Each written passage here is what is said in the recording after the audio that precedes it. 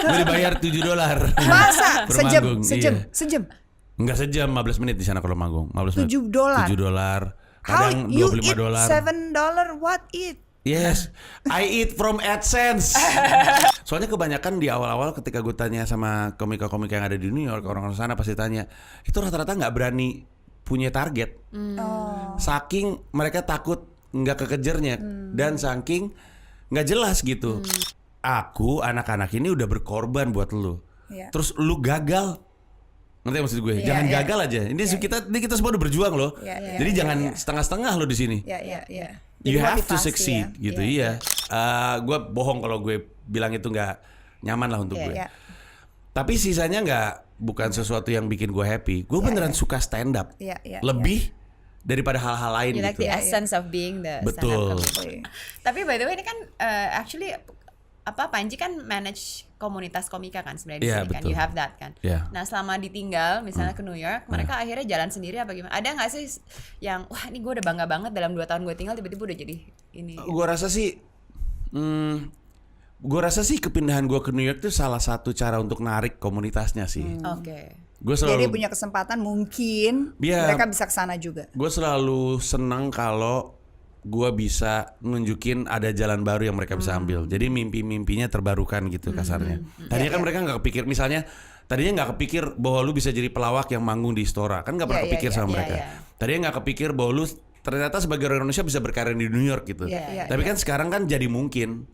Yang tadinya nggak mungkin ketika lu ngeliat ada orang yang ngelakuin kan, oh mungkin deh gitu. Ternyata setelah dipikir-pikir gitu. Ya udah gue cuman itu aja. Jadi lu ngebuka jalan lah ya. Iya, dan untungnya katanya sejak gue pindah ke New York, skena stand up bahasa Inggris di Jakarta terutama tuh naik gitu.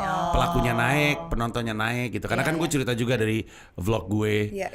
Dan lo juga ada konten yang apa ya? Ada Spotify, ada gue podcast banyak. Ada vlog gitu-gitulah pokoknya. Dan orang di sana juga nggak peduli aksen ya. Yang penting lo ngomong Inggris, mau aksen lo apa kek. malah, Karena gue juga suka lihat yang aksennya India lah, aksennya Singapura apa semua lah, aku semua. Malah jadi lebih menarik sih, jadi berbeda. Baru Ciri khas ya. Jadi ciri khas. Gue tuh bilang gue datang dari Indonesia dan baru nyampe tuh yang nonton bingung. Tadi lu bilang dari mana? Dari Indonesia. Nggak kayak orang Indonesia gitu, kayak orang sini kata dia. Jadi sebenarnya iya, lu nggak usah terlalu. Yes, I should speak English like Indonesian. Yes. It Yes. maybe more character, so people more laughing.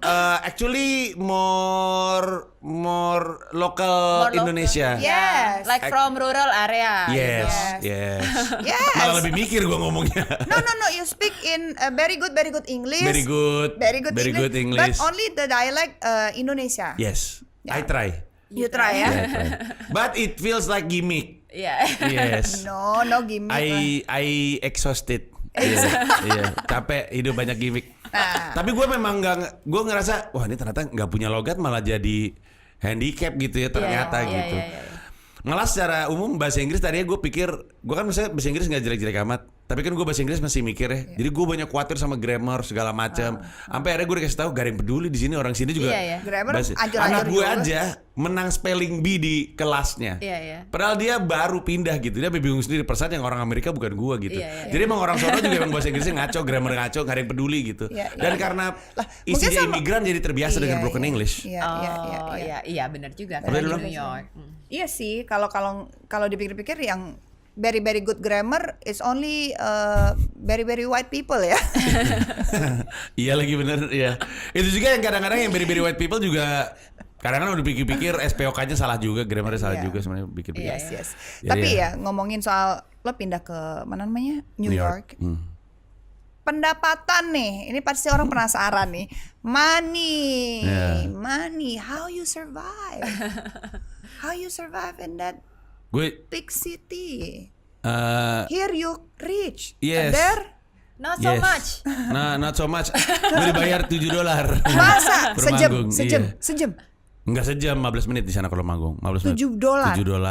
Kadang $25. How you eat $7? What eat? Yes, I eat from AdSense. I have YouTube. Alhamdulillah yes. Apa sih? By the way $7 tuh jadi sekitar Kali 15 150 120 lah. 20.000. Iya. Per 15 menit. 15 menit. Terus kadang dibayar thank you. Oh wow. Thank you ya, very good. Thank you everybody. Udah selesai berarti nggak ada duitnya nih. Sekarang dibayar pakai Venmo gitu-gitu. Venmo Cash App gitu. Cash App gitu. Kayak wallet gitu lah. Iya. Cuman ya gitu emang orang juga nanya udah dapat duit atau belum? Dapat sih, tapi dikit. Makanya gue punya tabungan sebenarnya yang udah disiapin untuk kesana. Tabungannya jalan terus, tapi pengennya tuh tidak nyedot tabungan terus. Setidaknya keluar ada yang masuk, keluar ada yang masuk, pengennya, jadi rata lah. Sejujurnya sih kalau orang nanya, lu berpenghasilan dari mana selama di Amerika Serikat? Jadi konten kreator, gue kan podcast juga. Terus udah gitu gue juga ada YouTube-nya juga ada YouTube membership.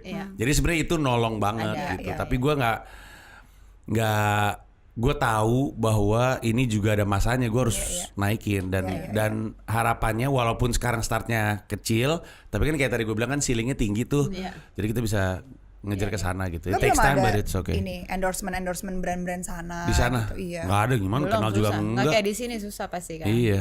Gue ngerti lah rasanya, maksudnya kan di luar negeri juga it takes time ya to build something. Mungkin yang kalau di luar negeri butuh 5 tahun to build, di Indonesia butuhnya cuma 1,5-2 tahun. Itu bedanya sekali. Karena kan kita advantage-nya sangat beda di Indonesia. Dan juga gatekeepersnya itu loh. Di Amerika Serikat tuh gatekeepingnya tuh ekstrim loh. Siapa yang orang-orang yang bilang lu boleh masuk, lu nggak boleh masuk, kenapa lu boleh masuk tuh di stand up comedy juga ya? Betul. Di stand up comedy juga. Kebayang banget. So lo gimana caranya? Maksudnya pengen break that gate connectionnya. Lo punya strategi nggak?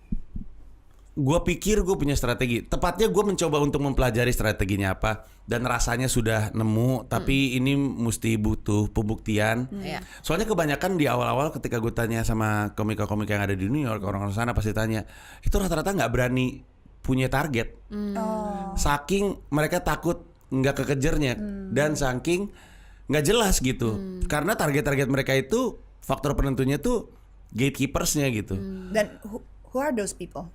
A lot of comics. Gue punya teman Josh Pallet, Kevin Sanchez, teman-teman deket gue di sana udah 8 tahun stand up. Kalau gue tanya, lu tuh lucu banget loh. Kalau belum nembus comedy club, beats me, I don't know. Gitu. Jadi akhirnya mereka terbiasa menciptakan peluang sendiri di skena stand up comedy New York tuh kebagi 2 jalur utama, jalur comedy club sama alternative rooms. Comedy club ya tentu manggung di comedy club yang banyak ada di dunia, ada belasan. Alternative rooms adalah karena orang nggak kunjung dapat kesempatan, dia bilang gue bikin aja lah show sendiri. Makanya namanya alternative rooms, pokoknya di cafe, di bar, aneh-aneh yang lagi viral tuh naked comedy show itu bagian dari alternative rooms. Iya, ditawarin juga gue. Penonton dan komedian nude. Kalau penontonnya tidak wajib, yang jadi, manggung wajib. Super telanjang. Wajib telanjang? Wajib telanjang. Kalau komediannya iya wajib telanjang. Kok telanjang bugil. Terus gue ngeliat penontonnya juga pada telanjang. Iya, ada yang mau telanjang. Iya. Gue tawarin mau ikutan. Luna, gue telanjang lihat diri gue sendiri aja males. Terus lo kontenin. Apalagi memperlihatkan ketelanjangan gue kepada orang. Tapi viral loh. Salah satu faktor yang mengurangi kemungkinan perselingkuhan gue. Males telanjang di depan orang. Lu malu nih gue. Tapi di sana tuh tipis-tipis antara emang orang yang kan memang ada juga ya yang hasratnya tuh emang membuka diri gitu. Ya, emang ada yang eksibisionis. Ada teman gue visual model mau ikutan kayak gitu-gitu. Ada teman gue yang memang pengen ikutan kayak gitu. Lagi banyak di Bali nih. Iya betul. Tapi si Naked Comedy Show itu cuma satu dari begitu banyak alternative rooms yang aneh. Ada comedy show yang dilakukan di tempat laundry. Jadi kanan kirinya laundry, backupnya laundry. Lucu banget sebenarnya. Sambil muter-muter laundrynya. Enggak, tentunya tidak berisik. Super kreatif ya. Jadi biar beda mencari experience. Suasana baru, beda sebenarnya experience. Awalnya karena venue itu mahal kan. Kerja sama bar, kerja sama kafe kan mahal. Benar. Tapi terus gitu mereka patahin dengan bilang, tapi ini kan experience juga gitu. Seru sih sebenarnya. Dan gue lebih sering, akhirnya jatuhnya lebih sering ke situ. Tapi gue penasaran as a comedian di New York, goalnya tuh apa sih? Kayak misalnya tadi lo bilang masuk comedy club. Mungkin Saturday Night Live mungkin. Kalau rute tradisionalnya tembus comedy club. Udah tembus comedy club yang lebih bergengsi. Jadi ada layernya juga comedy club tuh. Ketika udah tembus comedy club yang lebih bergengsi, harapannya adalah TV ya. Belum ini dulu. Label komika New York. Karena kalau lu dikenal sebagai komika dari New York, abis itu lu manggung di Arizona, Phoenix, manggung di Oregon, Portland, terus segala macam tuh. Udah dari situ notoriety-nya udah muncul, baru TV. TV biasanya late night. Saturday Night Live SNL itu. Juga kadang-kadang di program Tonight Show yang juga jadi platform untuk komedian. Abis dari situ biasanya mereka bikin 30 minute special. 30 minute specialnya antara masuk di Comedy Central atau masuk di YouTube mereka masing-masing. Ketika viewsnya gede, biasanya dicium sama Netflix. bikin Dicium itu sama Netflix tawarin atau kita produce terus kita taruhin ke Netflix berdasarkan views ini. Terus abis itu jadi komedian gede. Dan baru abis itu main film. Betul. Nah itu kan rutenya kan panjang banget itu dan along the way ada gatekeepingnya gitu. TV gatekeeping, comedy club gatekeeping, Netflix gatekeeping begitu mulu. Jadi akhirnya nggak jelas kan. Akhirnya ada banyak orang yang udahlah gue ambil daripada gue berharap pekerjaan yang diberikan kepada gue ngebangun fanbase gue sendiri. Makanya ada satu tren yang udah mulai jalan mungkin dari tahun 2017, 2016 adalah komedian di New York itu di Amerika sih. Itu sering banget ngupload stand up-nya ke sosmed untuk ngebangun fanbase. Jadi gue nggak punya tempat bekerja spesifik, tapi setiap kali gue kerja ini yang gue bawa gitu, kasarnya. It's your own community lah. Tapi ini gue yang bikin penasaran kan, soalnya kalau di Indonesia kan lo bisa dibilang udah sukses as a comedian, people know you lah, Panji gitu loh. Tapi lo pindah ke Amerika, you have to start from zero. Itu does it do something to your? I don't have that. Enggak. Orang banyak nanya itu, but I don't have that. Nggak gampang loh soalnya. Itu nurunin ego loh. Kan gue udah someone nih di Indonesia, tiba-tiba lo kesana jadi nobody. Kayak gitu. dari nol lagi gitu kan. Itu ada nggak sih? Pasti ada ego yang berkecamuk gitu kayak, damn. Nggak gini, yang hilang adalah privilege-nya dengan menjadi Panji gitu. Itu privilege tuh. Panji bisa datang ke restoran gak ada tempat. Pak Panji. Silakan ada tempat. Silakan. Privilege-nya iya. Gue bohong kalau gue bilang itu nggak nyaman lah untuk gue. Tapi sisanya bukan sesuatu yang bikin gue happy. Gue beneran suka stand up. Lebih daripada hal-hal lain you like gitu. the essence of being the stand-up comedian. Dan there's a downside that comes to being known, right? Gua waktu stand up di Indonesia, kalau orang ketawa, gue nggak tahu nih dia ketawa karena gue lucu atau karena si Panji yang lagi ngomong. Kebayang maksud gue? Sebaliknya, karena kasus-kasus yang terjadi pada saya, ketika orang nggak ketawa, gue nggak tahu nih karena joke-nya nggak lucu atau karena Panji yang ngomong. Maksud gue? Karena disebel sama lo nggak bisa differentiate. Ketika ke New York, artnya di atas Panjinya gitu. Jadi ketika orang ketawa pasti karena Panji lucu, ketika orang nggak ketawa ada yang salah sama joke-nya gitu. Nah itu liberating. More pure, it's liberating as an artist. Ketika lu tahu bahwa seni lu selalu di atas elunya, dan itu yang bikin gue happy. It makes you more happier than. I'm happier in terms of art wise gitu ya. Tapi in terms of family terus gitu personal life emang lebih jauh lebih berat. Nah itu lo happier. What about your family? Are they happy to support you? To move from Jakarta to istri. Speaking of family ya, since you Kalau mentioned. anak-anak pasti happy nggak sih sekolah di sana? Enggak. Amerika untuk angkatan kita pasti kayak, kita pengen keluar Amerika negeri. tuh gede. Itu maksud gue. Karena kita tumbuh besar dengan pop culture Amerika. Jadi apapun yang berbau Amerika, ya keren buat kita, apalagi New York gitu. Anak-anak sekarang kan gitu. Pop culture mereka kan influence-nya banyak dari Asia, Korea, China, Jepang dan segala macamnya. Apalagi Indonesia mulai naik daun juga, Korea naik daun, betul. Cina lagi naik daun juga. Orang waktu pindah ke New York, anak-anak ditawarin, mau kemana kamu? Kita lagi di New York, guys. Guys, kita di New York gitu. Mau kemana? Gak mau kemana-mana. Gua aja sama Mila. Ya Broadway, Hamilton, hal-hal kayak gitu. Jadi not as excited. Iya gitu. Tapi mereka coping with the new school, ada sekolah baru gitu-gitu, oke. Kemampuan adaptasi mereka mengagumkan. Kekuatan mereka menghadapi semua itu mengagumkan. Tapi kan sebagai orang tua kan gue juga kasihan juga sih. Anak gue kemarin kan habis dari rumah sakit. Kenapa? 2 penyakit berturut-turut. Yang satu usus buntunya luka. Jadi infeksi. Oh my God. Jadi dia bukan cuma pengangkatan usus buntu, dia diopname. Baru keluar 3 hari kemudian pingsan. Karena? Jadi dia pucat. Gue mau ngajak ke dokter. Gue pikir ini urusan yang berbeda. Terus pingsan benar-benar pingsan. Terus gue telepon 911. Cewek. Telepon 911, dibawa ke rumah sakit. Ternyata usus halusnya luka. Ya ampun. Kayaknya sih itu stres infeksi gitu kali. Kurang makan atau. Nah itu Anda ngerti sekali tuh. Kayaknya kombinasi itu. Jadi ada stress levelnya juga tinggi. Ada dia juga lagi nahan diri karena dia lagi nurunin berat badan. Cewek SMP ya. Terus jadi ada itunya. Nah hal-hal seperti itu yang bikin gue kayak ini nggak pernah terjadi di Indonesia gitu. Mungkin nggak ada hubungannya sama ada di New York, tapi masalah kejadiannya di New York. Jadi hal-hal yang nempel di mereka tentang New York tuh jadi yang kayak gini-gini gitu. Anak gue sekolahnya ada penembakan.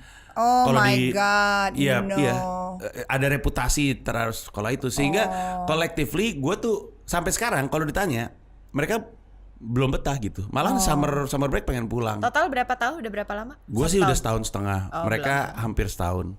Belum.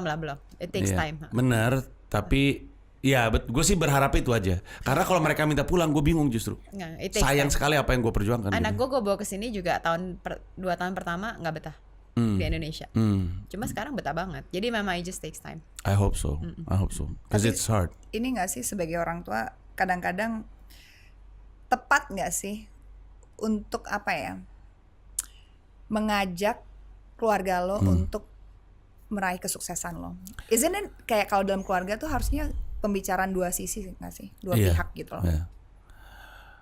Gue sih nego untuk anak-anak mau onboardnya sih 2 tahunan. Okay. Lama negonya. Gamila suka sekali New York. Kayak tadi sebelumnya gue sempat ngobrol sama Marian, gue tuh sebenarnya lebih seneng LA. Dia lebih seneng New York.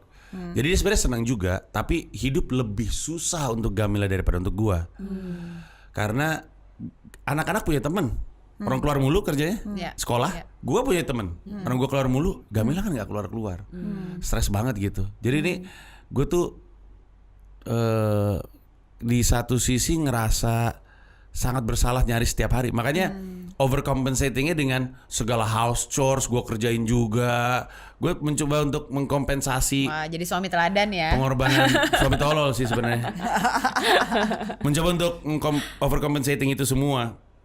Tapi Gamila kami waktu itu pernah berantem gitu. Terus dia pernah bilang gini, ini aku anak-anak ini udah berkorban buat lu. Terus lu gagal. Ngerti maksud gue? Jangan gagal aja. Ini kita semua udah berjuang loh. Jadi jangan setengah-setengah lo di sini. You have to succeed gitu. Iya. Kelihatannya sih, kerasanya sih nggak seperti motivasi. Kerasanya kayak lagi dimarahin waktu itu. Tapi kalau dipikir-pikir tapi kalau dipikir-pikir masuk akal kan. Masa